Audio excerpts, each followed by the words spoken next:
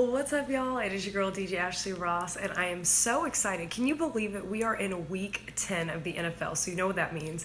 The week 10 edition of Ashley's Hot Takes, where we get right into all the NFL tea. So usually for hot takes, I start by recapping the Thursday night football game, but you know what? I'm going to do something a little bit different, and I'm going to go with the most recent game, Monday Night Football, Panthers taking on the Dolphins. I just feel like the Dolphins just love to get whooped in primetime football. I don't know why. I personally like the direction the Dolphins are going, but as long as Jay Cutler is your quarterback, you're never going to really shift the culture because it starts with your quarterback. If your quarterback appears to be your laziest person, what message does that send to all the other guys? On the flip side, you have Carolina, who has Cam Newton, who's had some issues on and off the field. Not so much, getting in trouble, but just people questioning his leadership abilities. And what he's doing is he's showing, I'm going to show you by my play. 350 yards, 4 touchdowns. Let's talk Thursday Night Football. Seattle traveling down to Arizona to take on the Cardinals. The biggest question coming into the week was, how many times is Adrian Peterson going to carry the ball? Will he be able to produce coming off a short week? Now, obviously, we all saw the game, and if you play both sides, what was Seattle preparing to do? Stop the run. What did they do? Stop the run. They were going to make Drew Stam throw, and no offense to Drew Stam, but we know what he is. There's certain guys in this league, at a certain point, we know what they are, and we know what they aren't. To Seattle, we obviously came out with the win, but in the process, we lost Richard Sherman. Tough loss.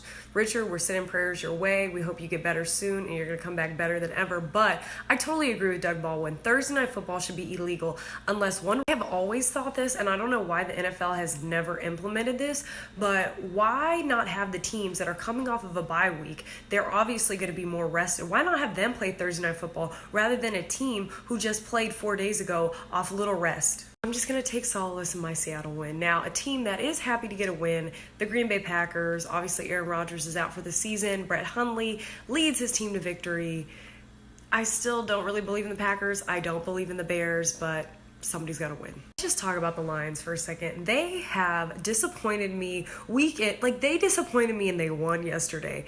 They won. They beat the Browns. The Browns are the only 0-for team left. The Browns, they're dysfunctional. We know what is going on with them. But the Lions have no excuse to me. Number one, the biggest threat in the division, Green Bay, Aaron Rodgers went down. Boom. Now, yes, the Vikings are balling out. We will talk about that later. But this should be their division.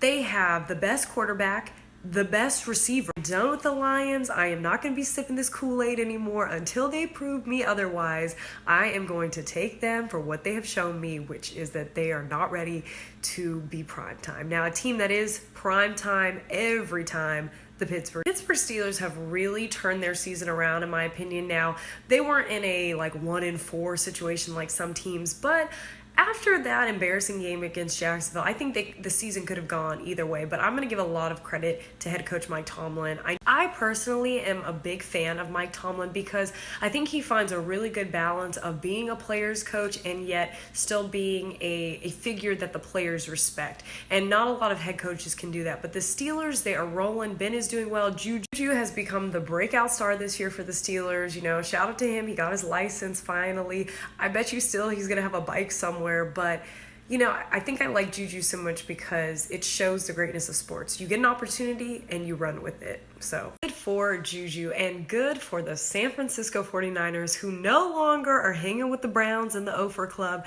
They got their win. And most importantly, Marquise Goodwin, just sending prayers to you and your family. If you don't know, it's a really tough. Keith and his wife, they had delivered a baby earlier in the day, and unfortunately the baby did not make it, but just it speaks to the character of him and his wife and his family, the fact that after going through something so tragic, to be able to pull yourself together to play a game. I mean, the game itself doesn't matter, whether they won or lost doesn't matter, but the fact that the 49er community and just, I would say the larger NFL community rallied around him and his family in this time of need, I think really speaks to why this game is so special to so many people. Again, I want to send my prayers and condolences to everybody in the Goodwin family and to all those friends and family that have been affected by this. And I just want the rest of us to use this as a reminder that a lot of these guys, even me, I cover this sport, but they're going through real life. Don't worry, we're going to get back into hot takes. We're going to continue with the games, but this was very important for me to take time aside in this hot takes to address this. And this is why I love what I get to do, because I always want to honor these guys' stories and their experiences, and I hope I do that. Getting back to the hot takes, the Giants, they are in turmoil, and I think Ben McAdoo, he might be the first head coach to go this year. And I think it's time, because when you lose the locker room, when you have guys obviously not tackling, not doing what they are paid to do, as Deion Sanders always says, making business decisions, pretty much not going full out on a play because, you need to protect yourself for future years to come. So I think that the Giants, they need new leadership. A team who is in full business, yes, business with a D, the New Orleans Saints. I love the way the Saints are looking because they have gone to a new formula. No longer are they just relying on Drew Brees to get 400 plus yards. They've developed a run game, and that defense is learning how to bend and not break. And this is going to be really crucial for the Saints because Drew Brees, we know what he can do. We know he can put up these numbers, but if you can be able to save him come playoff time. To the team they played, the Buffalo Bills, I think that the Bills are improving. I like Tyrod Taylor, but to me, they're still a couple years away from really posing a threat. I think that they will be that next team when the Tom Brady, Bill Belichick era ends, but not right now. The other team who just broke my heart, I am blaming this solely on Hard Knocks, because Hard Knocks, like I said a couple weeks ago, makes every team look like they're going to the Super Bowl. The Tampa Bay Buccaneers, now yes, they beat the Jets, but let's be real, they beat the Jets. So I'm not going to put too much weight on the Jets losing to the Buccaneers. Now, the team who I feel like I should be putting more respect on their name, but I just don't.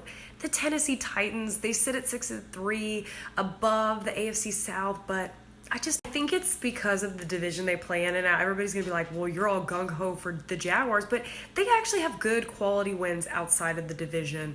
I can't say the same for the Titans, so I'm not sold. I do like Marcus a lot, but I am not sold on the Titans. Another team who they're doing really well right now, they're leading their division, but I just can't get behind them, the Minnesota Vikings. Now, the Vikings, I know why I don't believe in them that much. They don't have a viable quarterback to me now. I like Teddy Bridgewater, but I don't think he's that guy. Keenum, who they have in there right now, he's good, but to me, again, and I think I have to look at things through the context of a division you play in. If you play in a weak division, that's going to kind of skew my belief in how good you are and aren't. A team who I am sold on, I am not sipping the Kool-Aid personally because I'm a Seahawks fan, but the Los Angeles Rams, they are the real deal. And what makes them such a threat to me is that they can put up big numbers and they can also defend really well. They are going to be a serious problem for somebody in the playoffs. I hope we don't have to face them, hopefully until the NFC Championship, but they're going to be a problem. Now, a team just trying to make a playoff spot, the Dallas Cowboys. Oh, how the mighty have fallen in a year. Officially, the Ezekiel Elliott suspension started this week against the Atlanta Falcons. Dallas, not only did they not have Zeke, they didn't have some of the key pieces on their line, and it definitely showed. Everybody's going to question now, can Dak do it? I believe in Dak, and this is really what's going to happen. He's going to have to play the route that most rookie quarterbacks, even though he's not a rookie, have to play when they go to a team that doesn't have certain pieces. He's just going to have to adapt, which I think he will. So the game that gave me the most stress, my team had already played on Thursday, so, I had to go with my second team, the Jaguars. They played the San Diego Chargers, came up into Saxonville, and what a game, but oh my goodness. I don't know how you Jaguar fans go week in and week out with that stress of having to watch him make decisions down the field. This is the thing with Blake. He has to develop a better IQ for the game. You cannot throw it into triple coverage. It's the fourth quarter. The game is on the line. Blake needs to have a 10-yard minimum come fourth quarter, because these down the field passes when you have the corner and the safety coming over, no, we need to stay away from that. Everybody's going to be up in arms. What happened to Leonard Fournette? Why didn't he get touches? Are they still punishing him for the week prior? I don't think it was any of that. What I think happened was they realized they were going against Gus Bradley, former head coach of the Jaguars, and said, look, he knows our plays. Bradley knows that the Jaguars are a team that heavily depends on the run, so I think the Jaguars came up with a good game plan. Now it's the execution of Blake Bortles.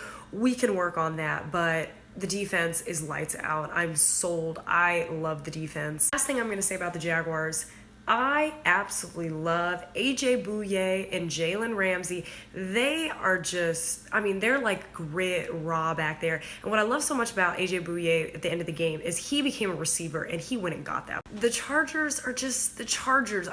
You can count on them time and time again to lose in the fourth quarter. It's like when they don't lose in the fourth quarter, that's the surprise. So sorry, Charger fans. Rounding out Ashley's hot takes, we had the Patriots taking on the Broncos. Now, usually this has been a really good rivalry matchup, Von Miller, Tom Brady, but this was all one-sided. Patriots are in full control. Broncos, it's time to start. It's time for the Broncos to get real with themselves and look for a real quarterback. No one currently on that roster and the quarterback position is qualified and is going to give them a real viable shot to win the division, less more make a playoff run. So they need to get real. The Patriots are doing Patriot things. I sat here a couple weeks ago when everybody was like 2-2, the sky is falling. I said, just relax, sit down, be humble. They still have one Tom, the GOAT Brady. They will be fine. Thank you so much. That is it for Ashley's Hot Takes. We made it through a somewhat more emotional episode. It got a little personal, but I just want to say thank you so much to everybody who follows, who supports. Thank you so much. Same time next week.